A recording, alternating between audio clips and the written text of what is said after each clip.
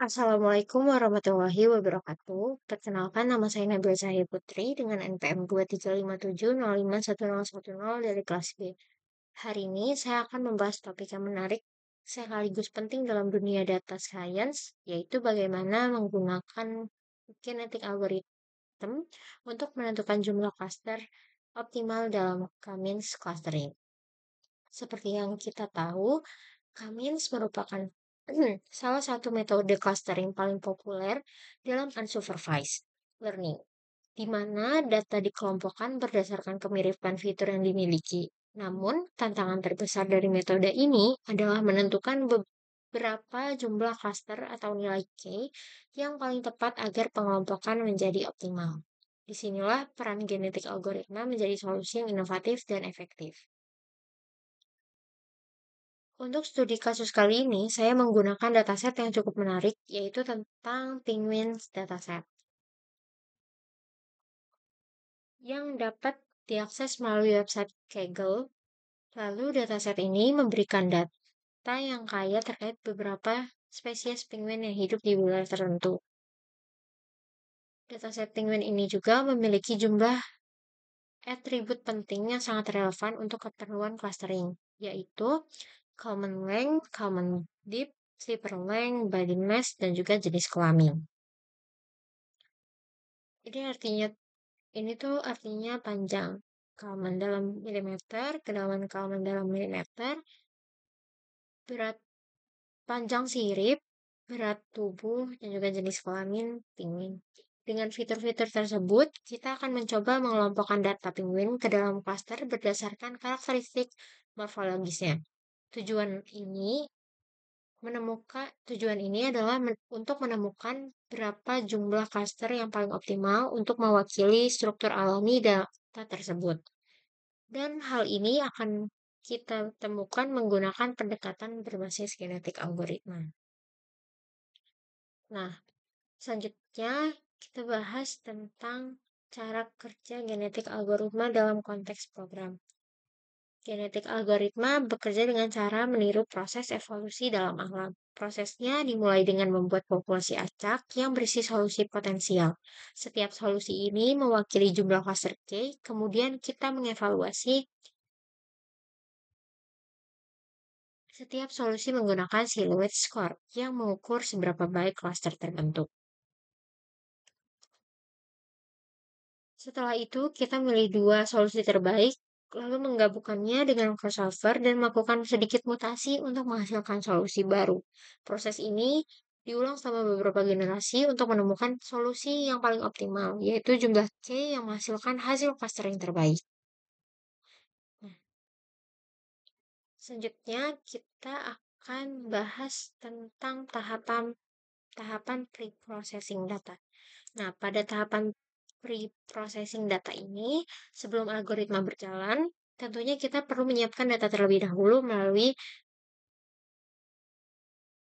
file CSV menggunakan library Pandas. Kemudian kita periksa apakah ada nilai yang hilang pada setiap kolom.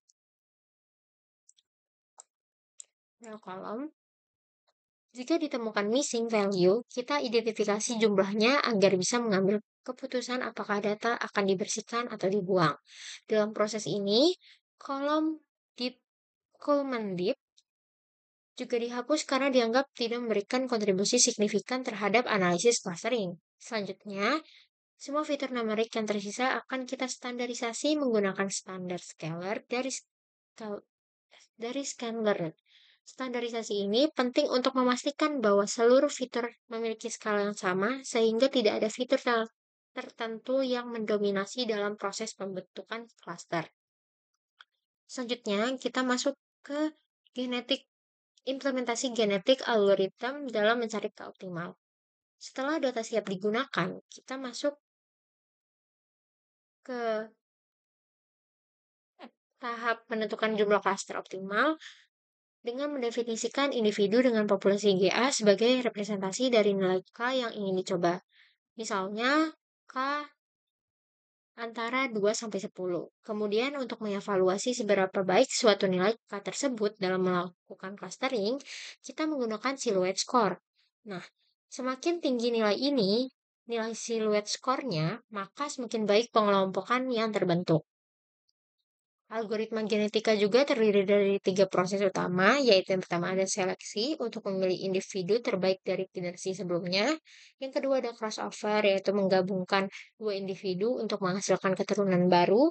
Yang ketiga ada mutasi, di mana individu dimodifikasi secara acak agar populasi tetap beragam dan tidak terjebak pada solusi lokal. Nah, proses ini dilakukan selama beberapa generasi dan dengan menggunakan library deep kita juga dapat mengatur parameter seperti ukuran populasi, probabilitas crossover, dan probabilitas mutasi agar pencarian nilai K semakin optimal. Nah, selanjutnya, visualisasi konvergensi genetik algoritma. Nah, di sini itu fungsinya buat grafik yang bakal nunjukin gimana nilai siluet tertinggi berubah dari generasi ke generasi. Nah, namun di sini yang bisa kita lihat kalau misalkan nilai siluetnya itu stabil, nggak ada titik tertentu yang dia rendah ataupun tinggi. Nah, kalau misalkan, nah, gak cuman itu, kita juga dapat memantau perkembangan fitness nih di sini. Kita mantau perkembangan fitness selama generasi berlangsung melalui dua metrik, yaitu nilai fitness maksimum dan fitness rata-rata. Ini sangat berguna untuk menilai stabilitas serta efektivitas populasi dalam proses evolusi. Jika nilai rata-rata dan maksimum terus meningkat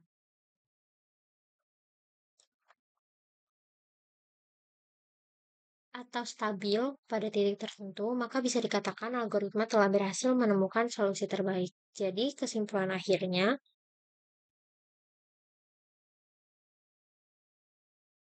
pada proyek ini menunjukkan kita bisa memanfaatkan kekuatan algoritma genetika dalam menemukan jumlah klaster terbaik untuk K-means clustering.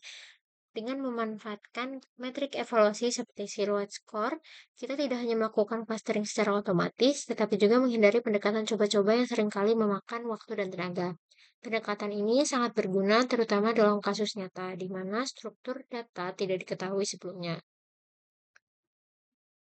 Melalui visualisasi hasil dan statistika evolusi, kita juga mendapatkan pemahaman yang lebih dalam mengenai bagaimana solusi berkembang dari generasi ke generasi.